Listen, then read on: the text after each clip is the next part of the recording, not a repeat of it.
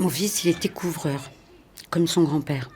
Et bon, un beau jour, avec le compagnon, ça s'est mal passé. Un soir, il est rentré, il m'a dit: «J'en ai marre, je rentre dans l'armée». Les études, c'était pas mon truc. J'avais essayé de passer mon bac plusieurs fois, mais bon, je n'ai jamais vraiment bien travaillé, donc le bac, en fait, il était perdu d'avance, en fait. À un moment, je me suis dit, bon, là, je suis en train de rien faire. Allez, si j'y arrive pas tout seul, eh ben, je vais demander à quelqu'un de me botter le cul. Donc, du coup, je me suis dit, bon, bah, je vais m'engager à l'armée, au moins voilà. Vite, viens par là, viens par là. Vite, c'est ça. Et il est allé s'inscrire au truc de l'armée, là. Et ils lui ont dit: «Oh, bah, si tu es sur Versailles, tu peux aller au 5e régiment du génie». «Oh non, non, ça bouge pas assez». Alors ils lui ont dit: «Ah, tu veux que ça bouge?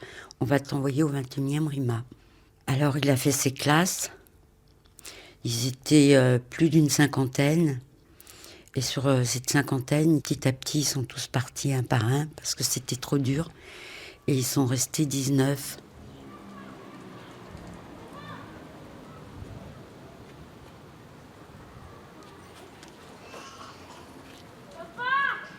Je considérais l'armée un peu comme une sorte d'école de la vie. C'était quelque chose de difficile.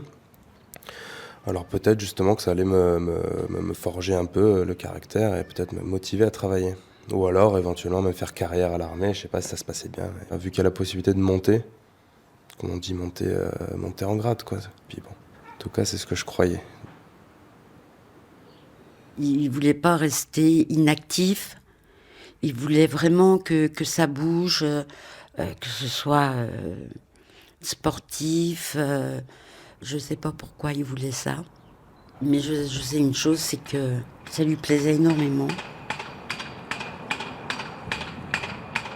En permission, il me disait: «Bon, je vais à la piscine, je vais aller courir, je vais faire mes poids et haltères». Il avait besoin de ça. Il voulait se muscler, il voulait se... Je pense qu'il avait peut-être un petit complexe parce que il n'était pas très grand. Il devait faire 1,72 m, 73.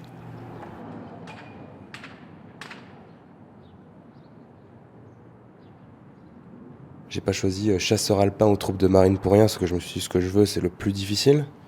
Je voulais pas forcément partir en Afghanistan, je voulais pas... Enfin, les missions m'intéressaient pas forcément, moi tout ce que je voulais c'était l'entraînement militaire, c'est surtout ça quoi.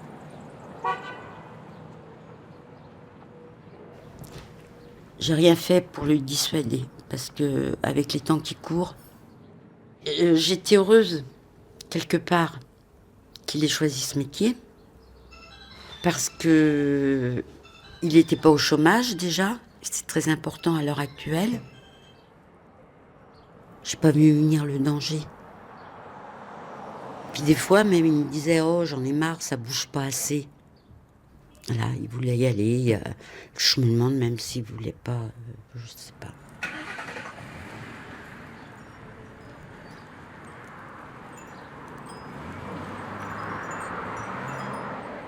Officiellement, on est obligé d'y aller. Donc si je fais partie de la section, je pars en Afghanistan. J'ai pas de mots à dire, normalement, je pars. Officieusement, il suffit juste de se mettre en arrêt maladie et on n'y va pas. Il y en a beaucoup qui sont désistés, qui ont dit ah non, moi j'y vais pas, j'y vais pas, j'y vais pas. C'est pas difficile de dire non, je pars pas en Afghanistan. Et sa grand-mère, il lui a jamais dit qu'il était parti en Afghanistan. Il a dit: «Maman, je veux pas que mémé soit toujours en train de se faire du souci tout le temps que je sois là-bas. Donc tu sais pas, on va lui dire que je suis partie en Nouvelle-Calédonie». Ah, que je suis contente, il lui a dit.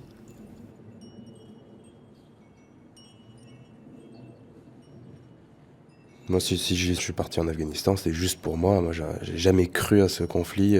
C'était juste pour l'expérience personnelle, quoi.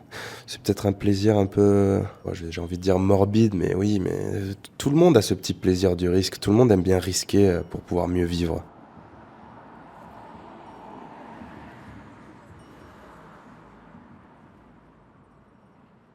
Moi, à mon avis, je suis pas bien sûre qu'il soit conscient des risques qu'il encourait là-bas. parce qu'ils sont jeunes. Je pense qu'on les appâte avec les gains.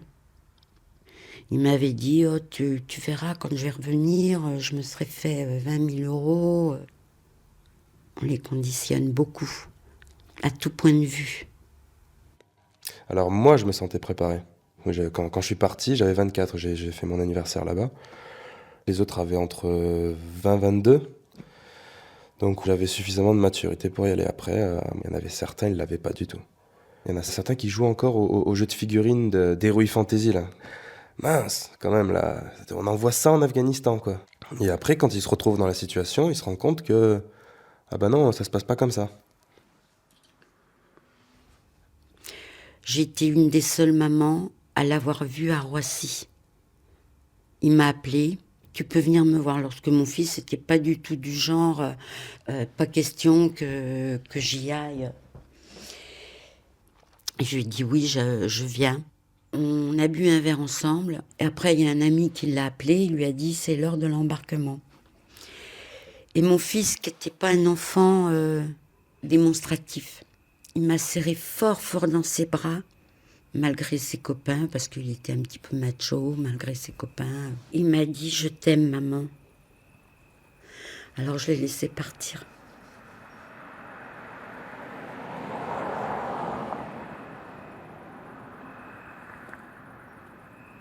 Nous, on est arrivé en hiver, donc pas de végétation, très aride. Ça fait penser un peu à ces univers de Mad Max. Il y a une longue route avec rien autour, que du plat. Le téléphone, il me disait pas grand-chose quand je l'avais. Les réseaux téléphoniques, à 19h, ils étaient fermés, les réseaux locaux. Parce qu'il y avait trop de fuites, il paraît. Bon, lui, il me disait que tout se passe bien, sauf qu'il a vu un pote à lui se faire tuer à 30 mètres. Je lui ai dit, quelle horreur, ça aurait pu être toi. Et il m'a dit, t'inquiète pas, on l'a vengé. Je n'ai pas su plus.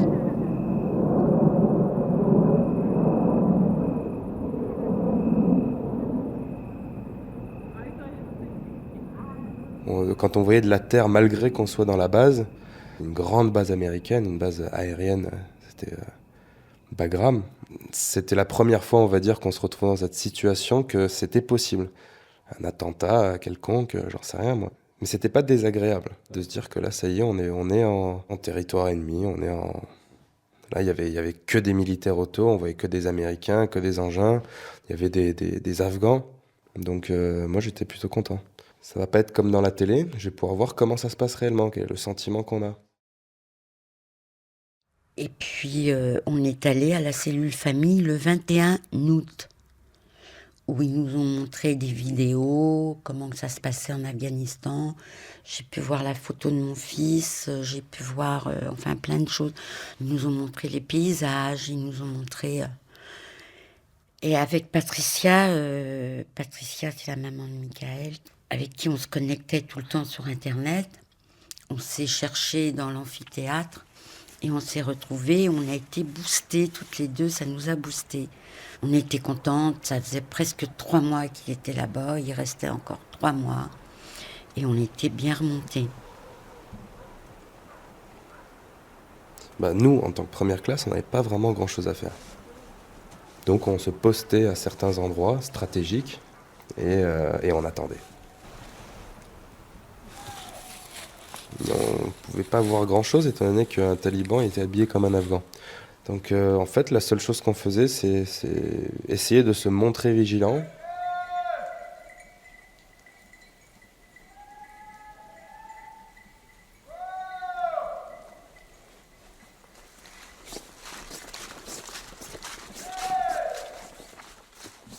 Moi, je portais une arme, c'était la Minimi, c'était assez spécial. Fusil d'assaut un peu plus grand qui envoie des rafales. J'ai jamais su si je savais tirer avec cette arme, si j'étais bon à cette arme, j'ai jamais réellement su. Donc j'ai tiré 3 fois avec cette arme, j'ai envoyé quelques rafales. Mais en fait, quand je suis parti en Afghanistan, je me suis rendu compte que c'était pas très très important en fait, que je sache tirer avec mon arme. De toute façon, la plupart du temps, on ne visait pas. Quand on nous tirait dessus, On essayait de rester à couvert. Souvent tirer, on appelle ça à la tchétchène, c'est-à-dire que la tête cachée et les bras en haut, juste l'arme qui dépasse et on tire. Donc du coup on visait pas.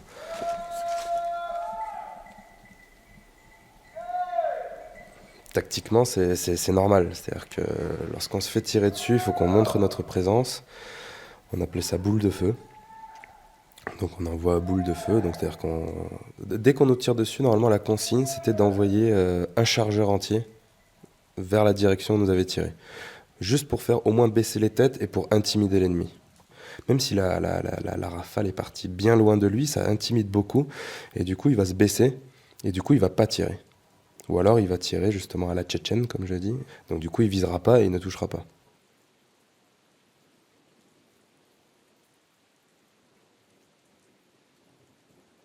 On m'a téléphoné le lundi matin, on m'a demandé l'adresse. Et là, j'ai su tout de suite ce qui se passait. Parce que la cellule famille m'avait bien expliqué qu'il téléphonerait simplement s'il y avait un blessé.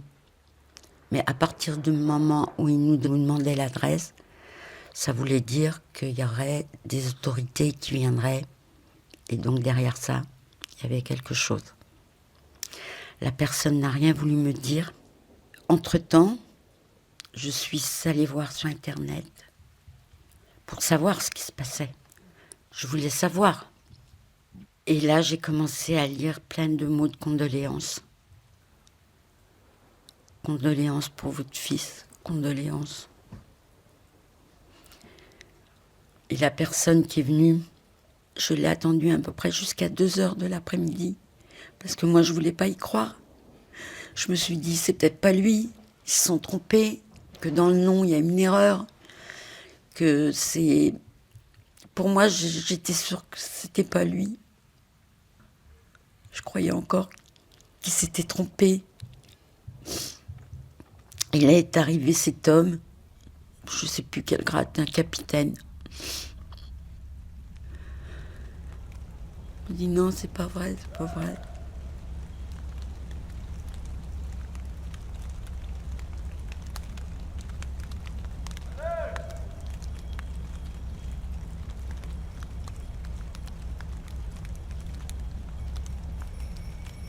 Il aurait ouvert une marche, on les aurait fait traverser pour aller comme il y avait les insurgés, qu'ils étaient entourés d'insurgés, pour aller se cacher derrière, alors je sais plus, une fois on m'a dit un buisson, une fois on m'a dit un arbre, une fois on m'a dit un mur, enfin bon.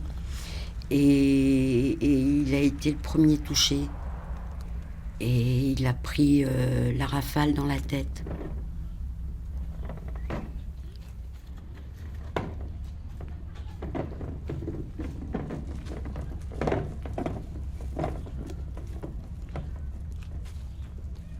Pour moi, l'armée n'a pas du tout...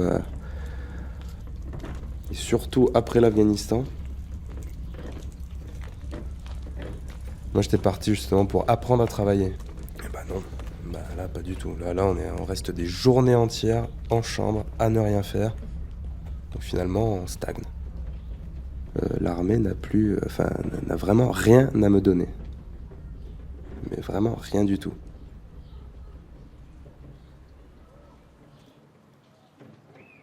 Il a eu la Légion d'honneur, il a eu une palme, il a eu